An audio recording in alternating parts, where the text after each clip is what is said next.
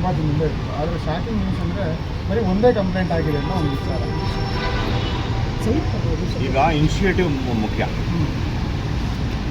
ಒಂದು ಸ್ಮಾಲಾಗಿ ಎಲ್ಲರಿಗೂ ಅರ್ಥ ಆಗಂಗೆ ಹೇಳಬೇಕು ಅಂದರೆ ಕೊರೋನಾ ಬಂದಿದೆ ಅಂದ್ಬಿಟ್ಟು ಎಲ್ಲ ಬಾಗಿಲು ಹಾಕೊಂಡು ಕೂತ್ಕೊಬಿಡಲ್ಲ.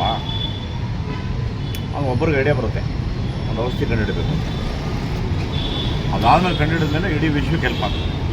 ಹಾಗೆ ಇದು ಒಂಥರ ಕೊರೋನಾ ವೈರಸ್ ಥರ ಎಲ್ಲ ಭಯ ಬಿದ್ದು ನಮ್ಗೆ ಯಾಕೆ ಅಂತ. ಏನು ರೀಸನ್ ಅಂದರೆ, ಇವಾಗ ಒಬ್ಬ ನಿರ್ಮಾಪಕ ಒಂದು ಫಿಲಮ್ನ ಪ್ರೊಡ್ಯೂಸ್ ಮಾಡಿ ರಿಲೀಸ್ ಮಾಡಿ 1 ವಾರದಲ್ಲಿ ಅವನ ಹಣೆ ಬರ ಹಿಂಗೆಲ್ಲ ಆಗುತ್ತೆ, ಅವನು ಹೊರಟಾಗ್ತಾನೆ.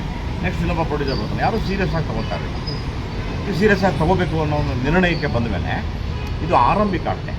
ಇವಾಗ ಎಲ್ಲರೂ ಏನು ತಿಳ್ಕೊಂಡಿದ್ರೆ ಒಂದು ಕೋಣ ಅಂತ ತಿಳ್ಕೊಂಡಿದೆ. ಕೋಣ ಅಲ್ಲ, ಅವನ ಅಕೌಂಟಲ್ಲಿ ದರ್ಶನ್ ಪಿಕ್ಚರ್ದು, ಆಮೇಲೆ ಇನ್ನೊಂದು 45 ಮಾರ್ಕು, ಈ 3 ಪಿಕ್ಚರ್ದು ಅವನಿಗೆ ಸುಮಾರು $1900 ಬಂದಿರೋದು. ಅವರು ಕೋಣಲ್ಲಿ ಬಂದಿಲ್ಲ. ಕೋಣ ಪಿಕ್ಚರ್ ರಿಲೀಸ್ ಆಗಿ ಹೊರಟೋಗಿದೆ. ಅವ್ರ ಉದ್ದೇಶ ಏನು, ಇಲ್ಲಿಂದ ನಾವು ಸ್ಟಾರ್ಟ್ ಮಾಡಬೇಕು ಇದನ್ನು ಅನ್ನೋ ಉದ್ದೇಶಕ್ಕೆ. ಅದು ಅಪಾರ್ಥ ಆಗಬಾರ್ದು ಯಾರಿಗೂ, ಬರೀ ಯಾವುದೋ ಇವ್ರ ಕೆಲಸಕ್ಕೆ ಅಂತ ಅನ್ಕೋಬಾರ್ದು. ಓವರಾಲ್ ಆಗಿ ಇವಾಗ ಇದನ್ನು ಭಾಳ ಸೀರಿಯಸ್ ಆಗಿ ಇವ್ರು ತೊಗೊಂಡು ಟ್ರೇಸ್ ಔಟ್ ಮಾಡಿ ಎಲ್ಲ ಮಾಡಿದ್ಮೇಲೆ ಇವನೊಬ್ಬ ಸಿಕ್ಕಿದ್ದಾರೆ ಅಂತ ತಿಳ್ಕೊಬಾರ್ದು. ಇವನ ಥರ ಸುಮಾರು 400-500 ಜನ ಇದ್ದಾರೆ. ಅವ್ರು ಎಕ್ಸ್ಪೋಸ್ ಮಾಡದೇ ಇರ್ಬೋದು, ಬಟ್ ಇದು ಬೇರೆ ಇದೆ ಅದೊಂದು ಆಗ್ತದೆ. ಇದು ನಮ್ಮ ಮೂಲ ಉದ್ದೇಶ ಏನು ಅಂದರೆ, ಇವಾಗ ಉದಾಹರಣೆಗೆ ಅವರು ಟೆಲಿಗ್ರಾಮ್ ಆ್ಯಪ್ಗೆ ಹಾಕ್ತಾರೆ, ಅಲ್ಲಿಂದ ಕ್ಯಾಸ್ಟಲ್ಲಿಗೆ ಬರುತ್ತೆ. ಆಮೇಲೆ ಇನ್ನೊಂದು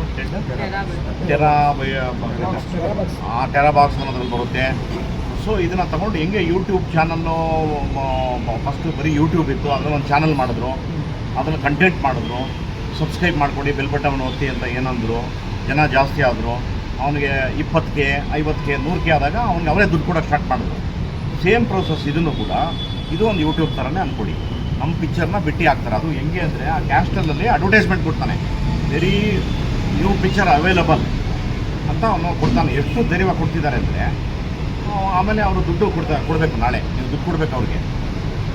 ಇವಾಗ ಏನಾಗಿದೆ, ಆಲ್ಮೋಸ್ಟ್ ಆಡಿಯನ್ಸ್ಗಳಿಗೆ ಏನಾಗಿದೆ, ಟ್ರಾಫಿಕ್ ಒತ್ತಡನೋ, ಬೇಜಾರು, ಅಥವಾ ಫ್ರೀ ಸಿಗುತ್ತೋ, ಬಿಟಿ ಸಿಗುತ್ತೋ, ಒಟ್ಟೊಂದು ಸಿನಿಮಾ ಎಲ್ಲರೂ ನೋಡ್ತಿದ್ದಾರೆ. ಥಿಯೇಟ್ರಿಗೆ ಬರ್ತಾ ಇಲ್ಲ, ಎಲ್ಲ ಮೊಬೈಲಲ್ಲಿ ನೋಡ್ತಾ ಇದ್ದಾರೆ. ಸೊ ಇವಾಗ ಯಾವ ಬೆಕ್ಕಿಗೆ ಗಂಟೆ ಕಟ್ಟೋರು ಯಾರೋ ಅವ್ರು ಬೇಕಾಗಬೇಕಲ್ವ. ಸೊ ನಾವು ಸ್ಟಾರ್ಟ್ ಮಾಡಿದ್ದೀವಿ. ಉದ್ದೇಶ ಏನು, ಯಾವುದೋ ಒಂದು ಫಿಲಮ್ ಅಂತಲ್ಲ, ಇಡೀ ಭಾರತೀಯ ಚಿತ್ರರಂಗಕ್ಕೆ ಹೆಲ್ಪ್ ಆಗಬೇಕು ಅಂತ ಸ್ಟಾರ್ಟ್ ಮಾಡಿರೋದು. ಇಲ್ಲಿವರೆಗೂ ಮುಟ್ಟಿಸ್ಬೇಕು ಅಂದರೆ ನಾವೆಲ್ಲ ಮಾತಾಡಿದ್ದೀವಿ. ಇದನ್ನು ಸ್ಟಾರ್ಟ್ ಮಾಡಿ ಎಲ್ಲ ರಾಜ್ಯದಲ್ಲೂ ಕೂಡ 5 ಜನ ಸೇರಿಸ್ಕೊಂಡು ಒಂದು ಕಮಿಟಿನ ಫಾರ್ಮ್ ಮಾಡಿ ಅಪ್ ಟು ಸೆಂಟ್ರಲ್ ಗೌರ್ಮೆಂಟ್ ಅವರು ಹೋಗಬೇಕು. ಸೆಂಟ್ರಲ್ ಗೌರ್ಮೆಂಟ್ ಅವರು ಹೋಗಿ ಹೇಗೆ ಒಂದು ಚೈನೀಸ್ ಆ್ಯಪ್ಸ್ಗಳನ್ನೆಲ್ಲ ನಮ್ಮ ಸರ್ಕಾರ ಕಿತ್ತು ಬಿಸಾಕ್ತೋ ಅದೇ ರೀತಿ ಇದನ್ನು ಅಲ್ಲಿವರೆಗೂ ತೊಗೊಂಡೋಗ್ಬೇಕು. ಇವಾಗ ಇವತ್ತು ನಿಮ್ಮ ಮಾಧ್ಯಮದ ವರದಿನೇ ಇದೆ.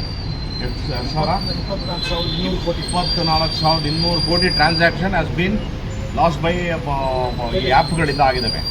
4,500 ಕೋಟಿ GST ದುಡ್ಡು ಹೋಗಿದೆ ಸರ್ಕಾರಕ್ಕೆ. ಸರ್ಕಾರ ಕಳ್ಕೊಂಡಿದೆ ಅದನ್ನು. ಅಂದರೆ ಇದೇನಾಗಿದೆ, ಒಂದು ಉದ್ಯಮವನ್ನು ಕಳ್ತನ ಮಾಡಿ ಇನ್ನೊಬ್ಬರ ಕೈ ಕೊಟ್ಟಂತ ಆಗಿದೆ. ಸೊ ನಾನು ಎಲ್ಲರಿಗೂ ಏನು ಹೇಳೋಕ್ಕೆ ಇಷ್ಟಪಡ್ತೀನಿ, ಯಾಕಂದರೆ ಕೆಲವರು ಎಲ್ಲ ಪ್ರತಿಕ್ರಿಯೆ ಕೊಟ್ಬಿಟ್ರು ಆಗಲೇ. ಪಾಪ ಅವ್ರಿಗೆ ಹೊಟ್ಟೆವ್ರಿಗೆ ಸ್ಟಾರ್ಟ್ ಆಗಿದೆ. ಇದು ಫ್ರೀ ಬರೋ ತಪ್ಪಿಸ್ತಾ ಇದ್ದಾರೆ ಅಂತ ಅಂದ್ಬಿಟ್ಟು ನೆಗೆಟಿವ್ ಕಾಮೆಂಟ್ಸ್ ಹಾಕೋಕ್ಕೆ ಸ್ಟಾರ್ಟ್ ಮಾಡಿದೆ. ನನಗೇನು ಬೇಜಾರಿಲ್ಲ. ನಾವೆಲ್ಲ ನೆಗೆಟಿವಿಂದ, ಕೆಸರಿನಿಂದ ಎದ್ದು ಬಂದ ಕಮಲಗಳು. ನಾವು ನೆಗೆಟಿವ್ ಕೇಳೇ ಬೆಳೆದಿದ್ದು. ನಾವು ಬೇಳೆ ಎಷ್ಟೆತ್ತರಿಗೆ ಬೆಳೆದಿರೋದು ನಾವು. ಅದಕ್ಕೂ ನಾನು ತಲೆ ಕೆಡಿಸ್ಕೊಳಲ್ಲ.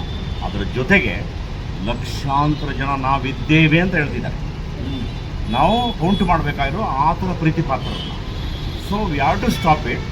ಇವತ್ತು ಮುನ್ನುಡಿ ಆರಂಭ ಆಗಿದೆ. ಇದು ಭಾಳ ದೊಡ್ಡ ಕಾದಂಬರಿಯ ಥರ ಎಳೆಯಾಗಿ ಬರುತ್ತೆ ಇದೆ.